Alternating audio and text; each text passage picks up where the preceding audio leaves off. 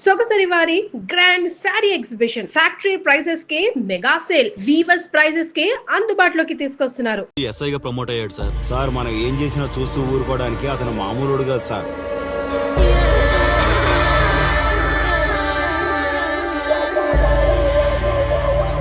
అతను మనకు అలవాటు అయ్యేంత వరకు మనం కొంచెం కంట్రోల్లో ఉందాం సార్. రేయ్, వార్నింగ్ ఇస్తున్నావా విషయం చెప్తున్నావా? సార్ మేమేం చెప్పినా మీ మంచి కోసమే సార్. దాన్ని తీసుకొచ్చేరా. మీరైనా చెప్పండి అమ్మా. పెళ్ళాంచేస్తే బాధపడ్డానికి, పోలీసోడంటే భయపడ్డానికి నా కొడుకు కామన్ మ్యాన్ కాదు, కాశీ చెప్పాడికి.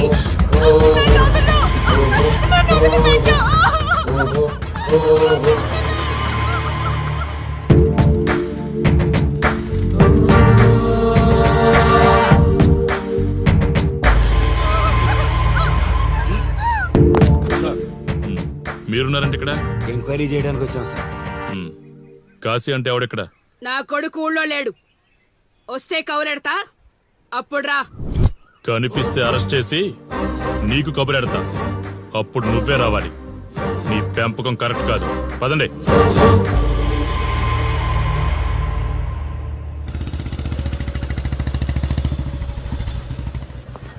కాశీ ఎక్కడ? వస్తే స్టేషన్కి రమ్మని చెప్పు.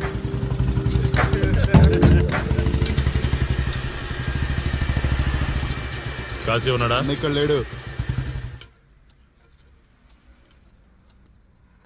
ఏమిటి సార్ ఆలోచిస్తున్నారు? ఆ కాశీ గురించేనా? మీరు ఈ ఊరికి కొత్త సార్. మీ కొత్తగా ఉంటుంది, వింతగా ఉంటుంది. మాకంతా అలవాటైపోయింది సార్. సార్, ఇతనిపై 120 కేసులు పైగా ఉన్నాయి సార్. అవి ఈ కాగితాలకే పరిమితమైనాయి సార్. ఈ పార్వతీపురం మండలంలో ఏ రాజకీయ నాయకుడు గెలవాలన్నా ఇతని మద్దతు తప్పనిసరి సార్. ఇతను 10 సార్లు గంజాయి స్మగ్లింగ్ చేస్తూ దొరికాడు సార్. పైగా 20 సార్లు దొంగ నోట్లు ముద్రిస్తూ పట్టుబడ్డాడు సార్. అంతెందుకు, మీరు అరెస్ట్ వారెంట్ పట్టుకుని తిరుగుతున్నారే, ఇలా చాలా మంది తిరిగారు సార్. కుదిరితే కొన్నాడు, కుదరకపోతే కొట్టాడు. మనకు కుటుంబాలు ఉన్నాయి సార్. నీ పేరుంటేనే వణుకు పుట్టాలన్నా.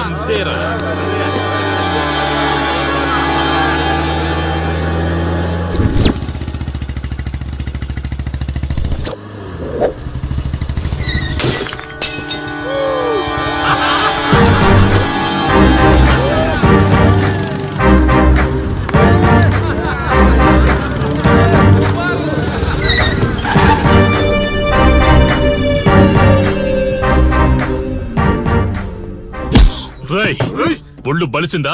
రోడ్డు మీద తాగుతున్నావు?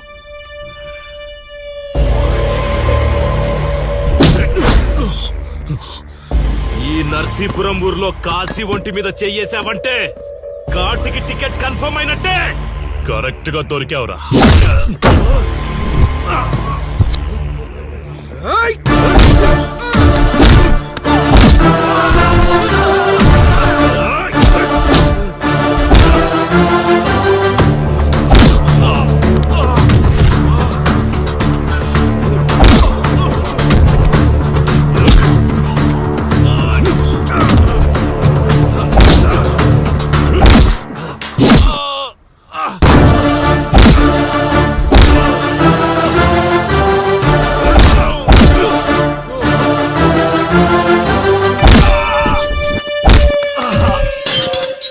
సార్, మీరు చాలా రిస్క్ చేస్తున్నారు సార్. నేను డ్యూటీ చేస్తున్నాను. 3 రోజులు గవర్నమెంట్ హాలిడేస్. నేను వైజాగ్ వెళ్తున్నాను. కాశీ అంటే భయపడే వాళ్ళని ఇంటికెళ్ళి భజన చేసుకోమని చెప్పండి. తిరిగి వచ్చాక వాడిని కోర్టులో ప్రొడ్యూస్ చేస్తాను. వాడిని వదిలే ప్రసక్తే లేదు. నమస్తే సార్. ఎక్కడ మీ ఎస్ఐ? వద్దా? ఎందుకు వద్దంటున్నావు కాశీ? చెత్త నా కొడక, ఊర్లో కాశీని విధవం చేసి వదిలేద్దామనుకుంటున్నావా? కాశీ పేరు వింటేనే ఊళ్ళో ఉచ్చ పోసుకునేవాళ్ళు, కానీ ఇప్పుడు కాశీ ఫోటో కనిపిస్తే ఉచ్చ పోసేలా చేశాడు. ప్రాబ్లం నాది, పోయిన పరువు నాది. నేను చూసుకుంటాను పో.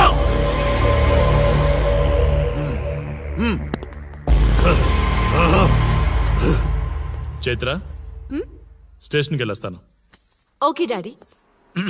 ఇదేం ఇల్లండి, బూత్ బంగ్లాలా ఉంది, అసలు కలగానే లేదు. నువ్వేంట్రా ఇక్కడ? జీవితాంతం జైల్లో ఉంటాననుకున్నావా? ఏమండి?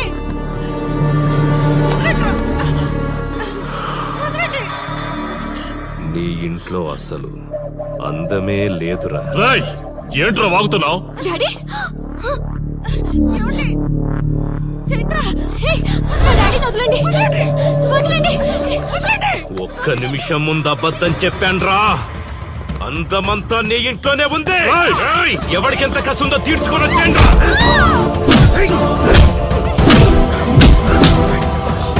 ఏమండి? ఏమండి? చైత్ర అండి, చైత్ర అండి. డాడీ డాడీ వదలు.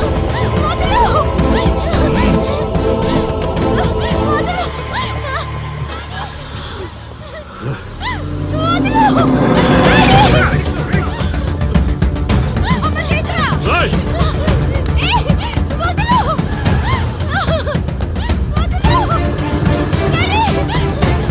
రేయ్,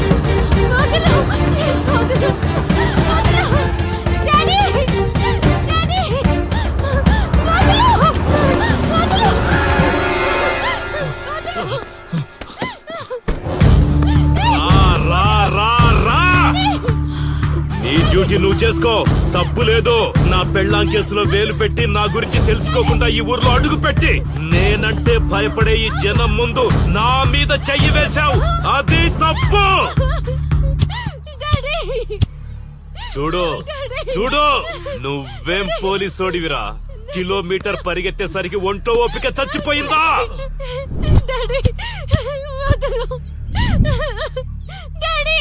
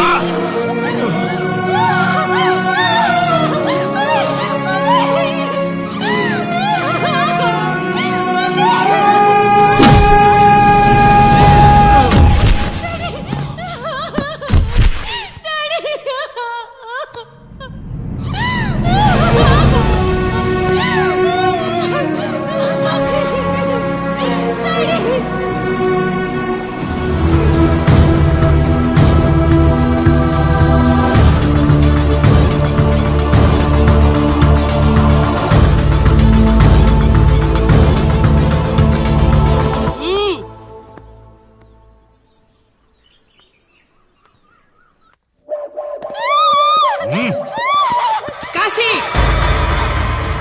నొప్పి ఒక్కరోజు తెలిస్తే చాలదు. నువ్వు 3 రోజులు జైల్లో ఉన్నావు. అది జీవితాంతం మన ఇంట్లో బందీగా ఉండాలి.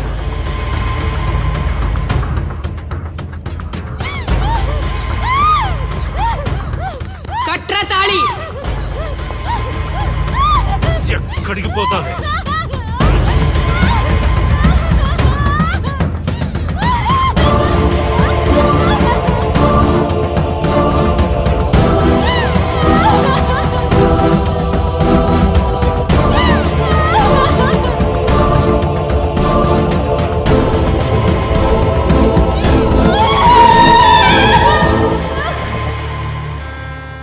ఆ దుర్మార్గుడి నుండి తప్పించుకుని నా దగ్గరకు వచ్చింది. ఆ తర్వాత నీకు తెలిసింది.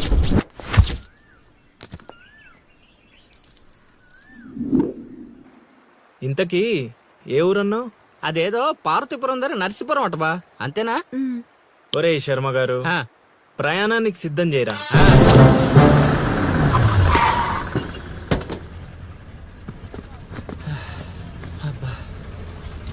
బా, ఊరు చాలా పెద్దదిలా ఉంది. ఎక్కడ ఎతుకుతావు? రే శర్మ గారు, నడవడానికి కాళ్ళు, తిరగడానికి ఓపిక 2 ఉన్నాయి కదా. ఐసులా పోనే. పోసేసుకుంటాడు.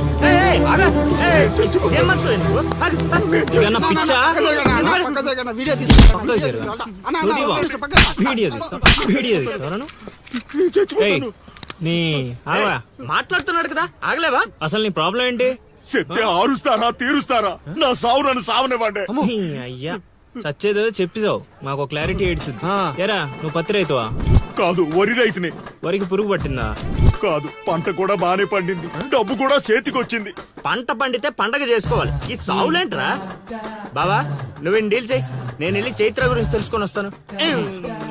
ఇప్పుడు చెప్పు అంకుల్, ఏంటి నీ ప్రాబ్లం? నేను ఉడికాడ అప్పు తీసుకున్నాను. డబ్బులు వచ్చాయన్నావు కదా, ఇచ్చేయి. ఇచ్చేద్దామని నిన్ను అనుకున్నాను. ఆడసలు పుచ్చుకోనే లేదు. ఎందుకు? వడ్డీ ఎక్కువైందా? వడ్డీ వాడు పక్కన ఉంచేయి. ఆడ అసలే వద్దన్నాడు. మంచిదేగా, డబ్బులు మిగిలాయి. ఆ, ఏటి మిగిలేది? సిక్కంతా ఇక్కడే ఉంది. ఊరు అమ్మోరు పండుగ మొదలై 3 రోజులు అయింది. అయితే ఏటైతే ఆడి దగ్గర అప్పు తీసుకున్న వాళ్ళు అందరి ఇంటి ముందుని రోజుకు ఒక డ్రామా వేస్తున్నాడు. అదిగో టెంట్ కూడా రెడీ అయిపోయినది. ఏంటేస్తే? అది నీకు టెంట్ లాగా ఉందా, నాకు పాళ్ళలాగా ఉంది. ఆ? అర్థం కాలేదా? రా చూద్దుగానే. అదిగో చూడు, ఇదిగో ఇది పరిస్థితి. నేను నీడింటి ముందు వేసినారు, ఇవాళ నా ఇంటి ముందు వేస్తున్నారు. ఏవే ఆ కిరసనాయిల డబ్బా అటుకురా. ఎవడరా బాబు, జనాలు సావక ముందనే సమాధులు ఎక్కిస్తున్నాడు. ఎందరెందరో మహానుభావులను పొట్టన పెట్టుకున్నావు శ్మశానమా, నీకు ఇసుమంతైనను జాలి లేదా? ఎన్నో ఏండ్లు గతించిపోయినవి కానీ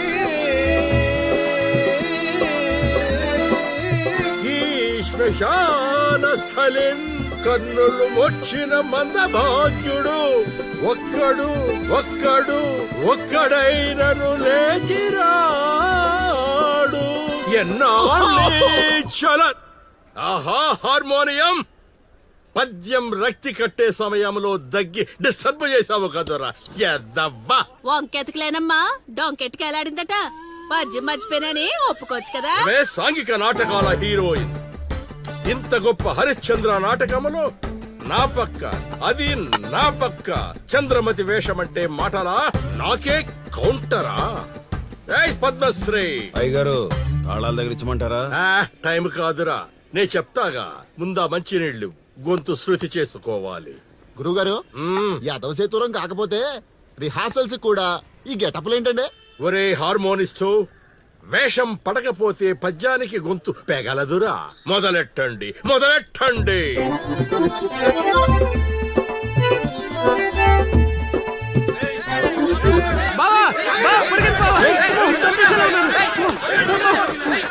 ఏం చేసావురా? నేనేం చేయలేదు బావా. ఈ ఊళ్ళో చైత్ర అనే అమ్మాయి ఉంది, మీకు తెలుసా అని అడిగా. అంతే, చైత్ర అంటే చిత్ర అని వినిపించిందట. దాని పిల్లవట బావా. సరే శర్మగా, నీ ఎంత పని చేశారా? చైత్రాన్ని చిత్ర అనుకుంటేనే 10 కిలోమీటర్లు పరిగెత్తించారు బావా. ఇంకా నయం, డైరెక్ట్ గా వెళ్ళా కాశీగాడిని అడగలేదు. కూర్చోబడిపోతుంది బావా. చైత్రం వెతికి రూట్ ఇది కాదురా. మరేంటో తమరే చెప్పండి బాబు. అమ్మా,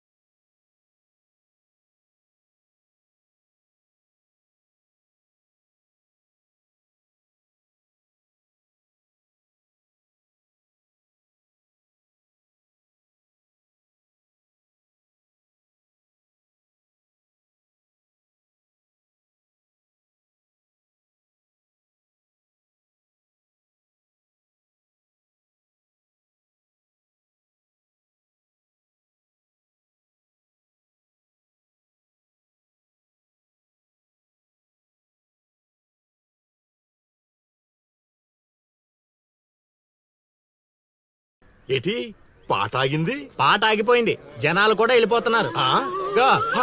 అలా కొయ్యిలా నిలబడపోతే 10 రూపాయలు ధర్మం చేయొచ్చు కదా. హతవిధి కళాకారుడు యాచించుటయా? కళామ తల్లికి తీరని అవమానము కదా. అంటే ఆ రోజుల్లో రాముణ్ణి వెతుక్కుంటూ లవకుశులు ఆ ఊరు ఈ ఊరు గానం చేసుకుంటూ తిరిగారు కదా. మేము కూడా ఓ కళా పిశాచి ఉన్నాడని. కళా పిశాచి కాదు, పిపాసి.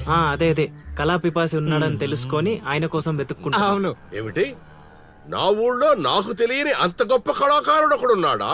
ఉన్నాడు సార్, పిచ్చప్పారావు అని, అలియాస్ సుయోధన సార్వభౌముడు. నిజంగానే పిచ్చప్పారావు బా. ఎందుకు సార్ అలా ఏడుస్తున్నారు? 10 రూపాయలు అడిగామా నేనా? వద్దులేండి సార్. ఆగండి నాయన. మీరేటండి, అసలే మాకు టైం లేదు. పక్క వీధికి వెళ్ళి అడుక్కోవాలి. నీకు అవసరం లేదు నాయన. ఏ ఈ రోజు మొత్తం కలెక్షన్ మీరే ఇచ్చేస్తారా? కాదు నాయన, మీరు వెతుకుతున్న ఆ పిచ్చి అప్పారావు అలియా సుయోధన సార్వభౌముణ్ణి నేనే నాయన. బాబు గారు లేవండి లేవండి లేవండి, అవసరం లేదు నాయన. ఏ మా కోసం మీరు అడుకుంటారా ఏంటి? లేదు లేదు, మీ ఆకలి నేను తీరుస్తాను. ఒరే పద్మశ్రీ, అయ్యగారు తాళాలు తగిలించమంటారా? ఇప్పుడు కాదురా, ఇంకా దానికి టైం ఉంది. ముందు వాళ్ళ దగ్గరున్న వాయిద్యాలు తీసుకో. ఇప్పుడు వాళ్ళు మన అతిథులు, అర్థమైందా? రా. ఇంతకీ మన దేవురు నాయనా? సిల్కలూరుపేట. ఓహో, అవును, అక్కడ కళాకారులు ఎక్కువే. అవునవును, అక్కడ అన్ని రకాల కళాకారులు ఎక్కువే. అవును, ఈ లవకుశులుగానే ఎందుకు చేయాలనుకున్నారు? ఏ రాముడు కృష్ణుడు చేయొచ్చుగా. అంటే చిన్నప్పటి నుంచి అలవాటు చేసుకున్నాను సార్. వయసు పెరిగిన కొద్దీ మీసాలు గడ్డాలు పెరిగిపోయాయి. అవునండి, వాటికి ఎరువులు వేయాల్సిన అవసరం గానీ నీళ్లు పోయాల్సిన అవసరం గానీ ఉండదు కదండి, వాటంతటో పెరుగుతుంటాయి. అవునయ్యో, ఈ ఊరంతా నా కళకు అభిమానులే. నా అంత గొప్ప కళాకారుడు కావాలంటే మీరు కూడా నాతో ఉండిపోండి. సార్ ఆ ఇల్లు ఎవరిది సార్? ఏది అదా? కాశీ అని మా బంధువుల ఇల్లే. ఓహో. అదిగో ఎదురుగా వస్తోంది అమ్మవారి ఊరేగింపు, ఆ ఇంటికే వెళుతోంది.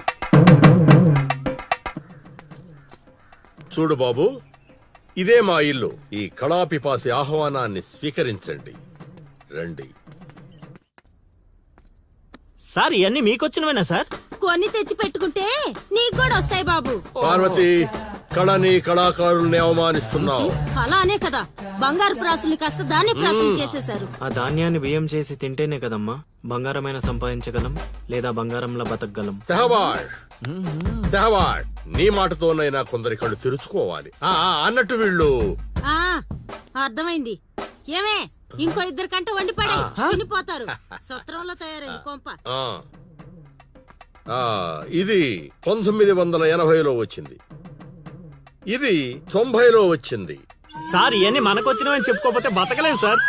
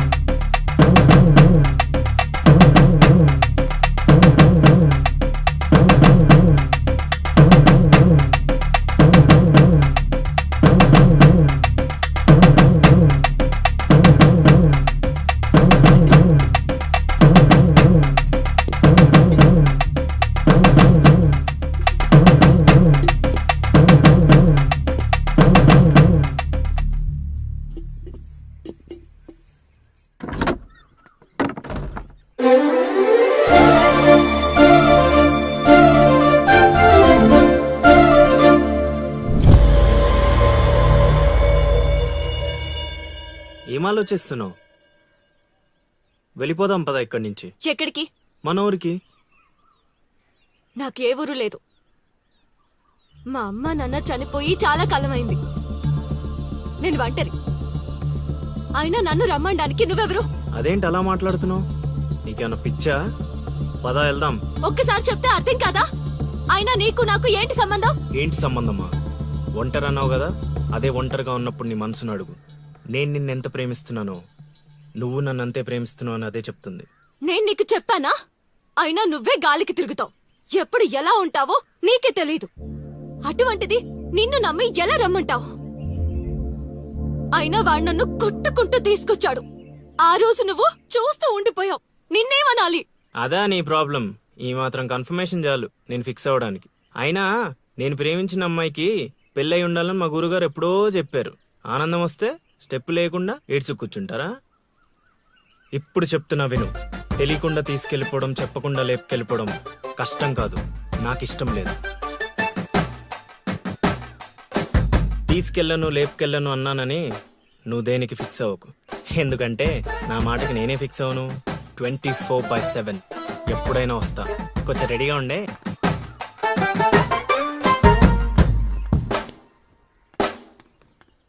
రే కాశీ, ఇంట్లో దేవుడున్నాడు.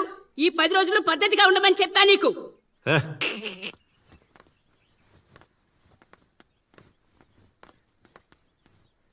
రై రై రై ఇవ్వడ్రాదే రై ఇవ్వడ్రాదే రై